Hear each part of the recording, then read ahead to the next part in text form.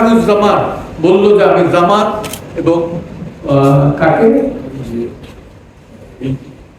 বিএনপির বলল জামাত এবং কাকে কাকে যেন সে ডাকছে এবং আমার উপরে আপনি বিশ্বাস রাখেন। আমি সাথে সাথে কিন্তু ফেসবুকের লাইভে গিয়ে বললাম যে একটা বেআইনি ঘোষিত সংগঠনকে তুমি ডাকতে পারো ওই চেয়ারে বসে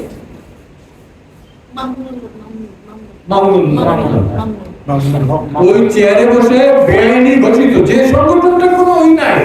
আরেকটা কথা বলি, 16 ডিসেম্বর নিয়াজি যেটা স্বাক্ষর করেছিল এই রেসকোর্সে সারেন্ডারের যে ডকুমেন্ট, সেখানে লেখা আছে যে অক্সিলারি ফোর্স। এই জামাত ইসলাম 71-এ কিন্তু মালিক গভর্নর মালিকের নেতৃত্বাধীন যে ক্যাবিনেট ছিল সেই ক্যাবিনেটে 3 জন মন্ত্রী ছিল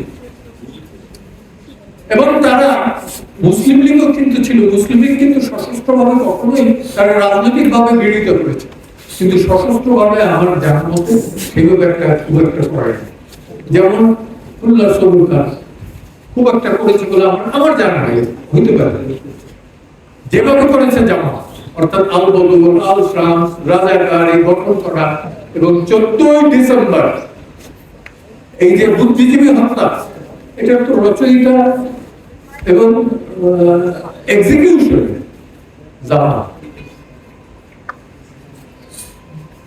এই জামাত কিন্তু 47-এর আগে পাকিস্তানের পক্ষে ছিল।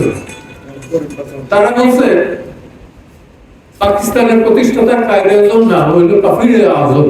আমার কাছে একদম সরকারি ভাষ্য অনুযায়ী 54 একটা দাঙ্গায় 5000 কাদিয়ানিকে হত্যা করছে এই মৌদুদি, যে কারণে তার ফাঁসির আদেশ হয়। সেই ফাঁসির আদেশ থেকে তাকে যাবজ্জীবন কারাদণ্ড দেওয়া হয় এবং পরবর্তীতে কিভাবে ফাঁকতালে তিনি বের করে দেন, এগুলো মৌদুদির ইতিহাস। আমরা জানি না, আমরা মনে করি জামাত ইসলাম মানে ইসলাম, ইসলাম বললে ইসলাম। এরা যে ফক্কর ধন্যবাদ সেটা আমাদের মাথায় নাই। 30 লক্ষ মানুষের রক্তের দাম বেশি না 2000 3000 ইভেন যদি বলে 1 লক্ষ মানুষ, যে কোনো হত্যার বিচার হওয়া উচিত, কিন্তু 30 লক্ষ মানুষ 2 লক্ষ মানবের ইজ্জত নিয়ে 71-এ যে দেশটা স্বাধীন হয়েছে তার সাথে তুলনা করা চলে না। এবং একটা কথা আমি বলে দেই যে এই দেশ কিন্তু সাম্প্রদায়িকতার দেশ না। এই দেশ, অনেকে বলে যে বাংলাদেশের সংবিধান এটা হয়েছে ভারতের সংবিধানের 2য় সংস্করণ। আমি বলি যে না, ভারতের সংবিধান বাংলাদেশের সংবিধানের 2য় সংস্করণ। কারণ কি জানেন, তার মূলনীতির ভিতরে কিন্তু সমাজতন্ত্র ছিল না। 74-এ তারা তাদের সংবিধানে সমাজতন্ত্র অন্তর্ভুক্ত, গণতন্ত্র ছিল না স্যার। ভারতীয় সংবিধানে প্রথম গণতন্ত্র ছিল, পরে আসছে। এই যে আসছে সেটা কার ইসে? আমাদের সংবিধান তো 30 লক্ষ মানুষের রক্তে লেখা সংবিধান। ডক্টর কামাল হোসেনের নেতৃত্বে হয়েছে, তার পায়ে ফজলুর রহমান অ্যাডভোকেট ফজলুর রহমান বলেছিল যে তার মৌলিক হওয়ার যোগ্যতা আছে কিনা আলী রিয়াজের।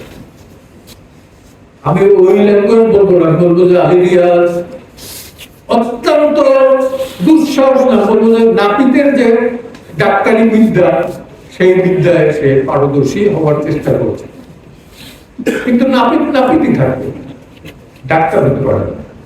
ডক্টর কামাল হোসেন আগে কিছুদিন আগেও বলতাম যে সারা পৃথিবীতে বাংলাদেশে চিনলে বড় 2টা লোক নিয়ে চিনত, একটা হলো বঙ্গবন্ধু, দ্বিতীয় হলো ডক্টর হোসেন। নোবেল অ্যাওয়ার্ড পাওয়ার পরে ডক্টর ইউনূস নোবেল অ্যাওয়ার্ডের পর। আমি সেই বিতর্কেও যাব না, কিন্তু বলবো যে সংবিধানে হাত দেওয়ার চেষ্টা করবেন না। এই সংবিধানে আবারও বারবার বলছি যে সংবিধানে হাত দেওয়ার চেষ্টা করবেন না।